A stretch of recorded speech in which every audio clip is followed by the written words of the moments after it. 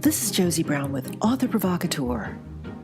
Today my guest is Elisabeth Barrett, a prolific contemporary romance writer.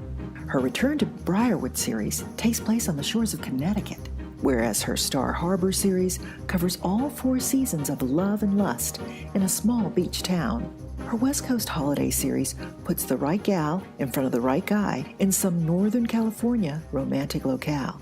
Elisabeth is joining me at the Barbara Vay Reader Appreciation Weekend in Milwaukee this April, where she'll be showcasing her novel, Wanted, which is the second book in her 3-book Wolf's Head Whiskey series. It's a pleasure to talk to you, Elisabeth. Thank you so much for having me.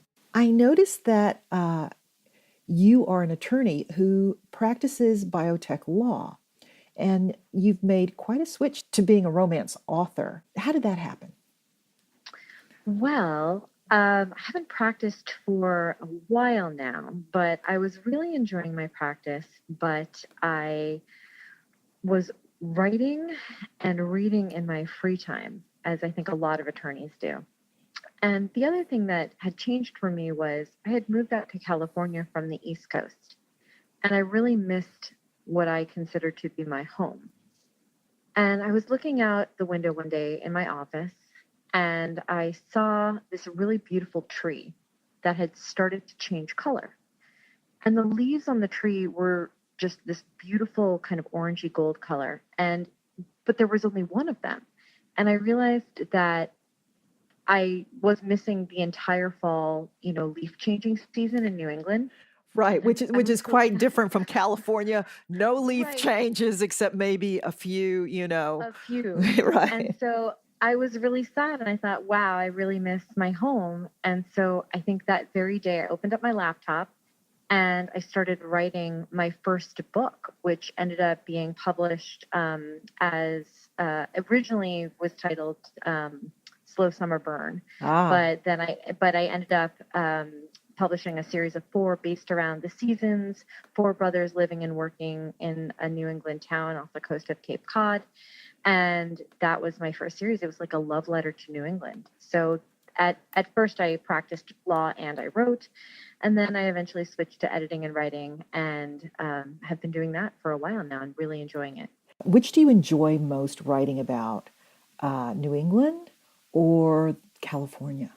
Okay, that is a great question, because for the first few series that I did, I set them in New England. And then one day I woke up and realized that I'd been living in California for 15 years and I had never written a West Coast book. And then I decided that I wanted to write about where I was living now, because now I definitely consider California my home. I've been living here for a long time. So that's when I wrote my West Coast holiday series, and have wanted to kind of explore the different sentiments that people are on the West Coast. I don't know if you've lived on the West Coast or East Coast, but they're really different feels. And I wanted to kind of explore how people felt in Silicon Valley, where I live now, and what they were experiencing too. And my stories are really real to life. They're very true.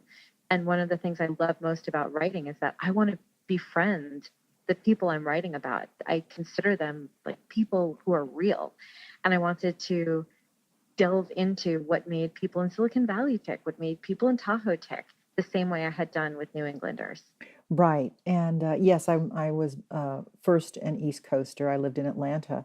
And then we moved here about two decades ago almost.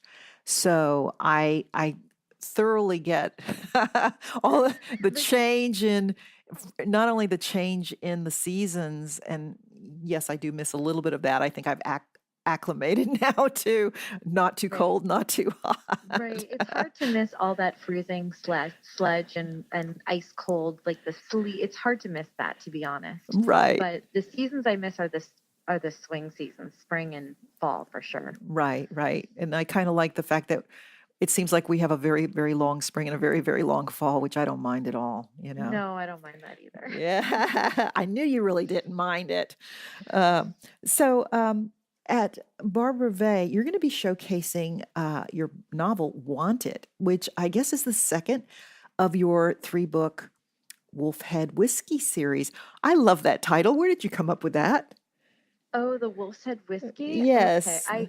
Oh, I love making titles that actually mean something, and I love series names that actually mean something. The series follows a family, the Phelan family, Phelan. They're an Irish family. There's seven brothers and cousins, and it's actually a modern day send up of Seven Brides for Seven Brothers. Ha ha. Yes. And they make craft brewing. They do craft brewing and distilling in Portland. And the West Coast has a huge history of craft brewing and distilling. And their name is Phelan. And so Phelan in Irish means wolf. And I thought, okay, well, what would these guys name their brewery and distillery? And oh, okay, well, they're very iconic. A lot of the symbols for these breweries are very beautifully wrought. And I Right. thought, well, they would probably use their own name and they would probably make it something that was meaningful to them. So the series was born as the Wolfshead Whiskey series, following these seven brothers and cousins. And it's not, I mean, Seven Brides for Seven Brothers. I love the musical. I love the movie. And it doesn't follow it quite exactly, but it's like, think of like an urban lumberjack version, the modern day version of it. That's Right. what it is. So now, is this series based in California, or did you follow Seven Brides and Seven Brothers up to the Seattle area? I did. It's Portland based actually. So not quite. Ah, So I split the difference. Portland's actually a hotbed of craft everything right now. And so I wanted it to be very West Coast based. It's very rooted in Portland. And I think one of the best things about this series is that you truly get a sense for what it's like to live in Portland from the series. It's very a good, strong sense of place. good. Um, And did you do on-site research for it? I did. I went up actually with my good friend Marina Adair, who also will be at BB Barber Vay's weekend. We went up together. She had a series set in Portland. We did research all weekend, and we just visited every place we could get our hands on. It was so much fun. Wonderful. Yeah, Marina's fabulous, and I actually met her at the last Barbara Vay event, so it was really a treat just to see her in person. Oh yeah. Well, we had a blast. I mean, we like a lot of the same things, and I'm also very into food, and so we pretty much ate our way around Portland and traveled around and had a really good time. And she has a knack for getting really awesome stuff out of people, and I can talk to a wall. It's fine. So we talked to so many people and got really amazing information for our work. Oh, I bet. And that's such a beautiful town. It's got the river right there. It's got a very walkable, tree-lined streets. I mean, it's just really beautiful. Oh, we thought it was great. Now, let me ask you this. You write romance and you're a lawyer. Do you ever get the itch to write, a legal thriller or some kind of romantic suspense dealing with a lawyer? I'm just curious. It's so interesting that you would say that. I love romantic suspense. My first series was a romantic suspense series. I'd say it was, more romance than suspense. But as far as writing legal thrillers, I don't know. I was a reader first before I became a writer, and actually reading lots of romance is how I got through law school. It was the most pleasurable thing to do in my free time. And the romance that I was drawn to were mainly contemporary with a little bit of suspense. I love Jane Ann Krentz. I love Nora Roberts, and they're very based in romance. They have some suspense elements to at least some of the series for sure. But I love the pure romance.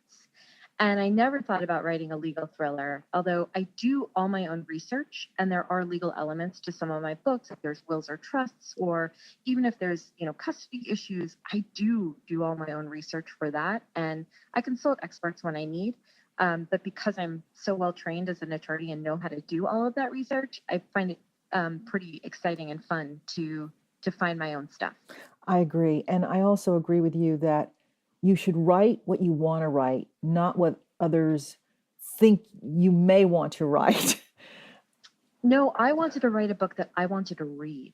And for me, romance was a way that I could kind of transcend my daily life of, brief writing and I guess lots of very detailed research, which I love. I did love it, but I also wanted to escape into a world where, I wanted to be friends with the people and read about their lives and learn about what made them tick. And that's the kind of books that I ended up and wanting to write. Right. It's interesting. There are so many attorneys slash authors who will be at this Barbara Vay event. I've interviewed at least 4 of them, you being one of them. And it's funny, you guys write only what you love, and it's not necessarily the law. I know someone who's writing a Scottish Regency, somebody else who's writing a medieval. So to me, it's fun to see how multifaceted your brain is and how you're going toward that part of you where the creativity can really fly. You're not pigeonholing yourself into something just because you have a background in something. There are a lot of attorneys who go into writing books in general, but a lot of attorneys write romance as well because they love writing and they want to write what they want to read. At least that's the way I always thought about it. Right. And I think you've hit it right on the head. Now, is this going to be your first Barbara Vay event? No, my first event was last year, and I cannot tell you how amazing I thought it was. I just loved meeting everyone and hearing everyone's stories and what brought them to romance and what their favorite series were and who they were super excited to meet. It was just the best community. It truly is. I think that's what brings authors back time and time again. And I know it's what brings the readers back time and time again. It becomes sort of like a family. Yes. Oh my gosh. Yes, that's exactly right. I felt so at home and comfortable with everybody. And I love talking to people, but it's usually very, professional that I'm talking with people. But here I just felt like I was among friends. And I think that was the best part of the weekend for me. Want to hear more about the authors who will be attending the Barbara Vay Reader Appreciation Weekend? Just go to my website, authorprovocateur.com, and click on to the other interviews. You'll also find them on the event's Facebook page. And beneath each interview, feel free to leave a comment about your favorite part of it. Doing so puts you in the running for a bundle of the author's books. Listeners can leave 1 comment per author to be entered for the drawing. This is Josie Brown of Author Provocateur, signing off.